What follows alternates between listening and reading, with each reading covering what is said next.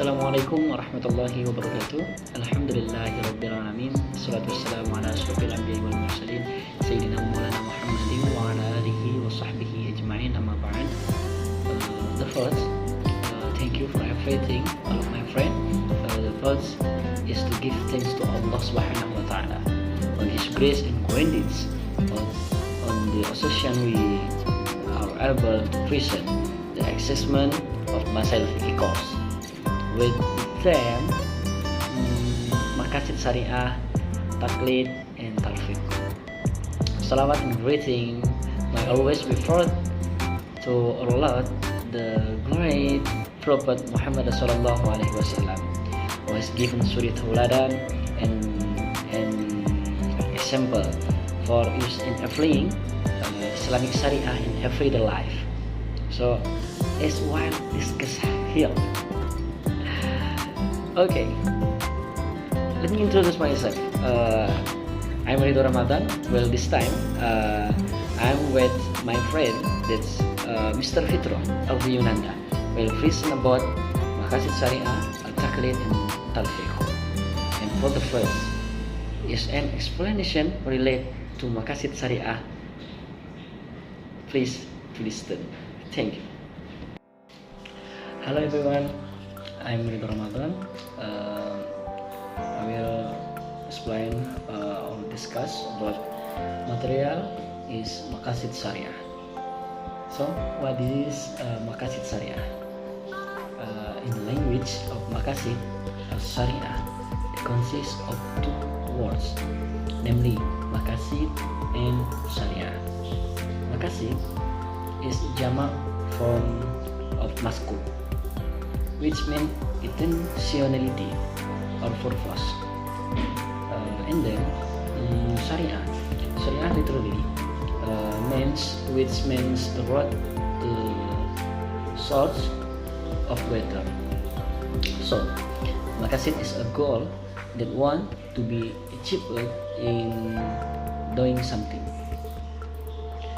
So, this is Maqasid Shari'ah is the purpose that the Shari'ah wants to achieve in the interest of mankind. And then, so what about the type of Maqasid Shari'ah? So the type of Maqasid Shari'ah, there are three types. Some usul scholars have graded some common attention from Shari'ah below into three groups, namely, 1. Or the first, Shari'ah is related to matter of the primary needs of man, or namely, Maqasid al-daruriyat. This is example. Maqasid al-daruriyat, the thing that are the primary needs of man, as we have described the third again fifth thing, namely religion, soul, reason, honor, nasab, and then property. In the language in Indonesia, harta. And then Islam has interest of these scriptures. The law, the granted is religion and its maintenance. Because of these two legal grantings is fulfilled for human its primary needs. So the next, secondly, Shari'ah is related to matter of secondary human needs, or namely Maqasid al-hajiyat.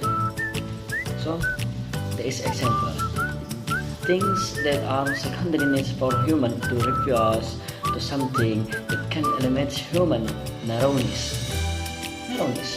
like important that them facility the street of muamalah and badalah exchange for them.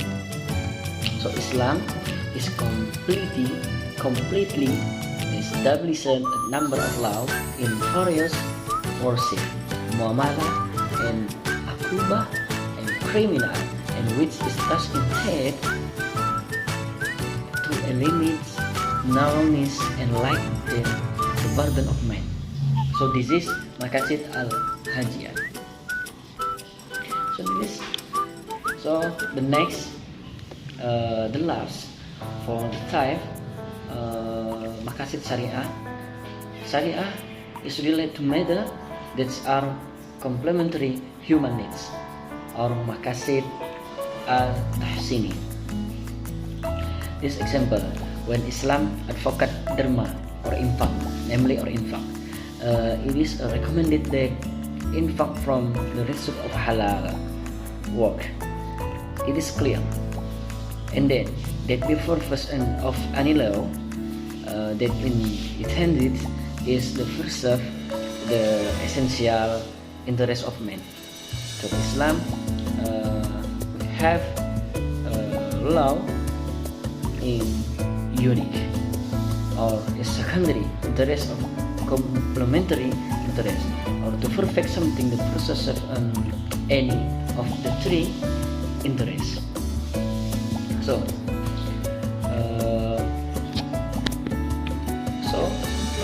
the conclusion of three things is related to each other. That Maqasid Shari'ah is the wisdom and purpose of Shari'ah, and their aim why we implement it. So this is discussion of material about Maqasid of Shari'ah, and the next Taqlid and Talfiq. The explain Mas Fitroh or Mr. Fitroh. Okay everyone, now I will explain about Taqlid and Talfiq. The first slide, I will explain about understanding about Taqlid. Taqlid, the word Taqlid comes from the Arabic verb qalada yuqalidu or taqlidan. This meaning to imitate according to someone and the like. The Taqlid referred to in the terms of usul fiqh science is accept the saying and you don't know where he said it. Accept the word of others who say and you do not know the reason for the words. There are also other scholars who give the definition, such as Al-Ghazali, which is accepting the saying of others without his argument. Accept the words of others for no reason. So, in addition to this definition, there are many more definitions about Taqlid, so given by scholars, all of which are not much different from the above definition. From all that it can be concluded, Taqlid is accepting or taking the unwarranted words of the others from the Quran, Hadith, Ijma and Qiyas. The next slide, Taqlid's law. The scholars divide the law of Taqlid into three, namely, the first is haram, that is, Taqlid to customs contrary to the Quran and As-Sunnah. Taqlid to a person who is unknown to his ability, and Taqlid to one's opinion when he knows that the opinion of the person is wrong. The second is may, that is Taqlid to mujtahid. So, provide that the concerned always try to investigate the truth of the problem that is following. In other words, that Taqlid like this is only temporary. The third is it is obligatory. That is, Taqlid to those whose words, deeds and decrees are made arguments, namely the Prophet Muhammad, peace be upon him. The next slide, I will explain about understanding about Talfiq. Talfiq, in the language Talfiq, means folding between one and the other.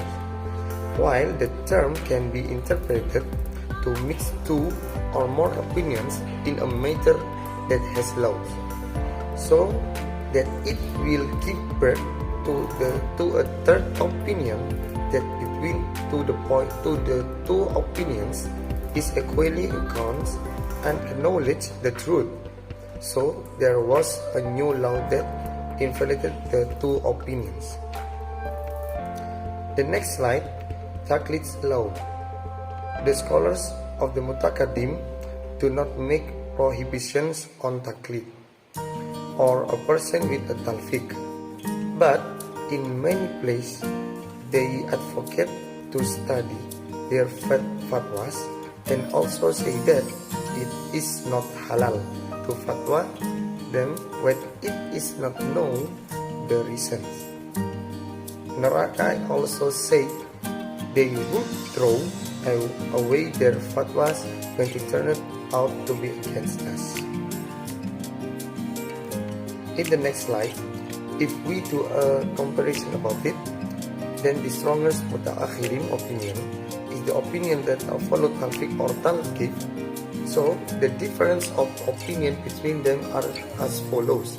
The first is Mazhab Hanafi allows Talfiq on the condition that the problem that is Talfiqan is not in one area of trouble or akidah. So for example, ablution according to the Shafi'i school is being cancelled according to the Hanafi school. So, or sweeping the face of ablution according to the Shafi'i school. So, is rubbing hair in terms of ablution also according to the Maliki school. The second is Shafi'i Mazhab does not allow a person to change scholars, either as a rule in different problems or in one problem or only. Maybe that's enough explain about Taqlid and Talfiq. If you have something question, you can question to me or to Mr. Ridho. Thank you very much. Assalamualaikum warahmatullahi wabarakatuh.